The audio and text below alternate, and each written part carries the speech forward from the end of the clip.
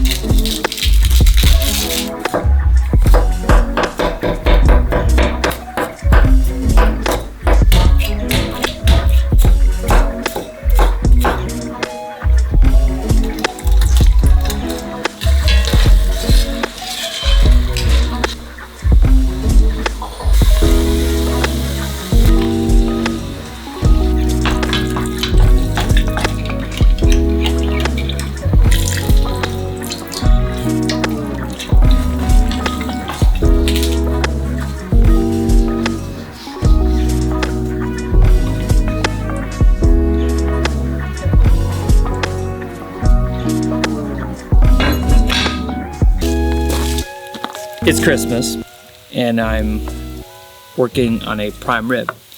Now, prime rib is definitely up there when it comes to cuts of meats for me.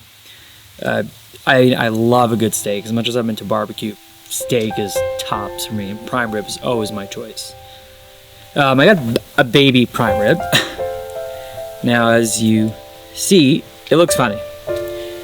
Now, I salted this really early, I would say about Monday, and let it really,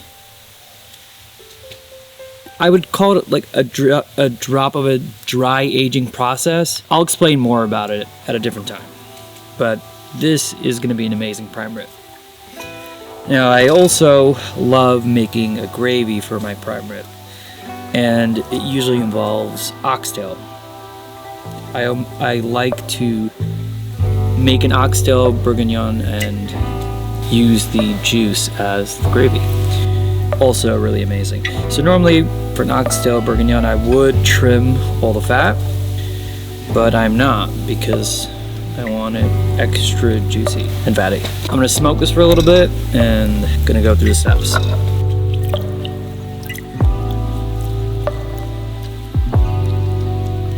A big discussion exists in the barbecue community, in the meat cooking community, to salt early or not. Today, the working idea is that if you salt too early, you'll draw out a lot of the moisture in the cut, and you'll have a dry piece of meat. Salting meat is as old as time. Actually, when I was in school, I was studying to slaughter. I never made it to the slaughtering part, but I used to salt the meats, and we used to use it to draw out the blood.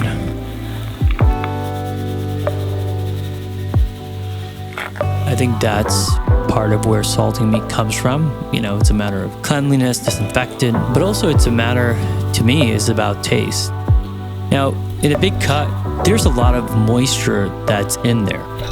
Now, you may dry out the surface, which will work in your favor because you're gonna have a crispy exterior and a juicy interior. So, to me, salting ahead of time a big cut of meat is key and really good. It gives you the good bark, and it kind of creates a little bit of a crust that will keep in all the juices. I would suggest to try it. I mean, instead of putting in your brisket and salting it, you know, an hour before you're about to put it in, no, do it the night before. You're gonna be happy.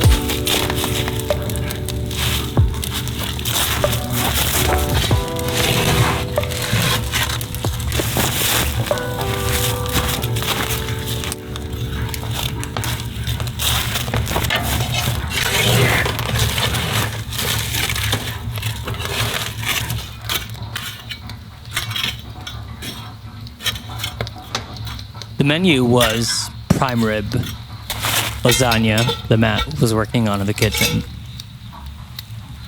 We also were making some greens and, of course, the gravy, which is the oxtail. What went wrong was the time.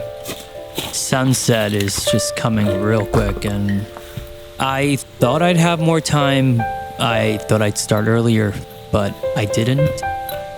And once I started too late, the sun went down.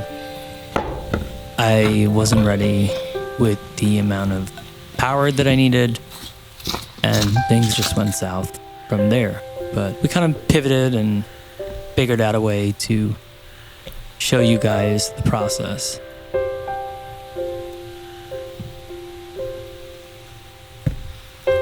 So the barbecue guy in me had to smoke the oxtail before I ran through the regular oxtail steps.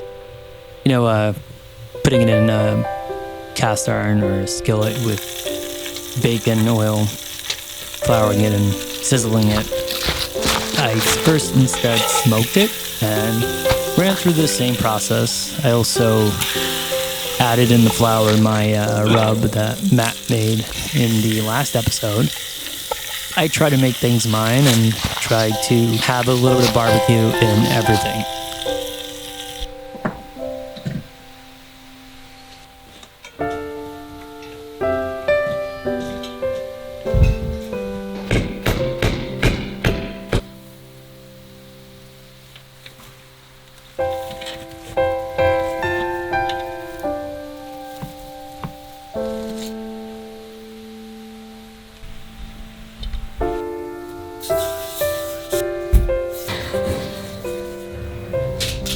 These cookies are really special to me. Matt's grandma, who's my grandma now, she used to make these cookies, and she's not well, doesn't remember much anymore. And we kind of, Matt had to decode and reconstruct the recipe. I think sometimes flavors and textures remind us of a certain time.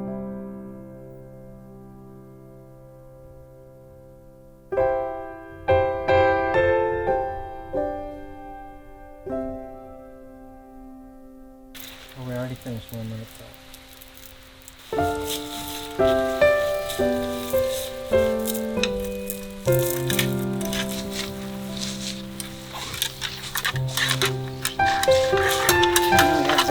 Here.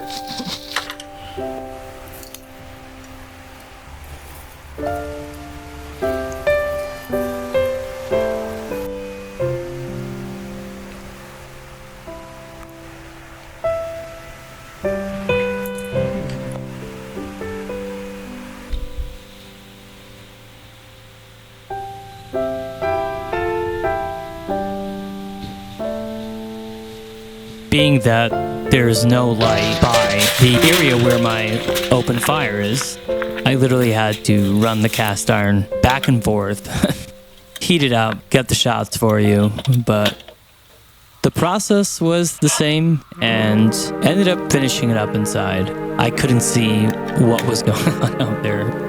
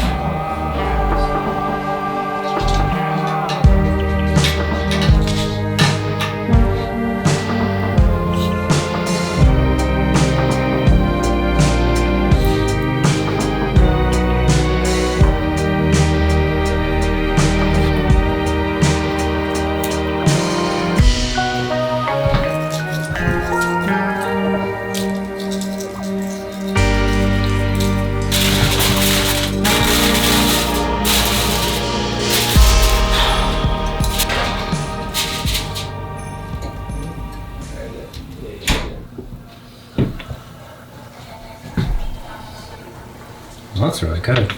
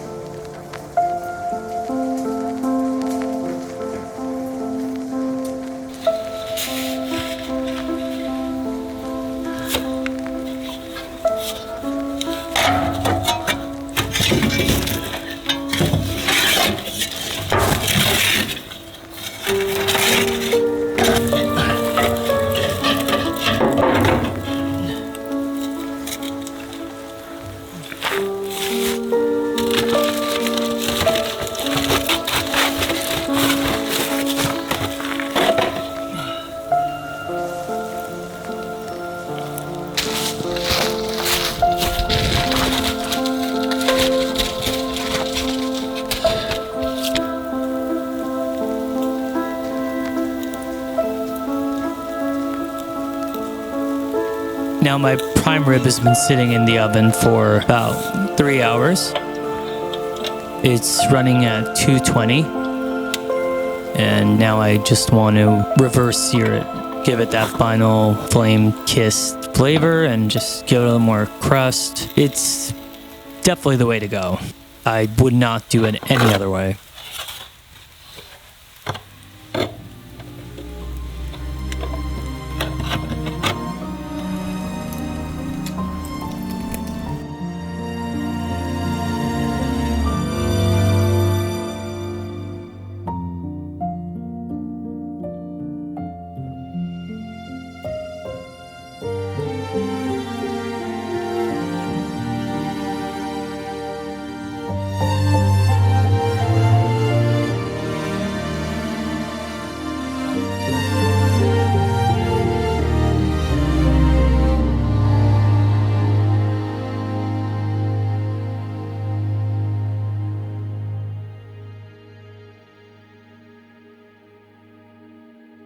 Prime rib was amazing. Lasagna was amazing. Everything was amazing. It was a great Christmas.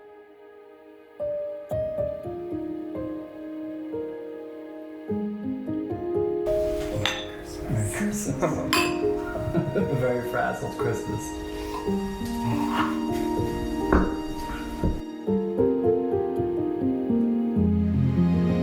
I hope you all had and have a great Christmas. And those of you who don't celebrate, who have a good holiday, good time, at least take the time to spend with family. Take the time to connect with the good things in life. What holidays mean to most of us are not necessarily the religious aspect, although to some it may. It's the good times that we had as children, the good times that we had as adults. And if your last Christmas was not good, or your childhood Christmas was not good, try to make this one better. There's always a step forward. And I hope we all find it.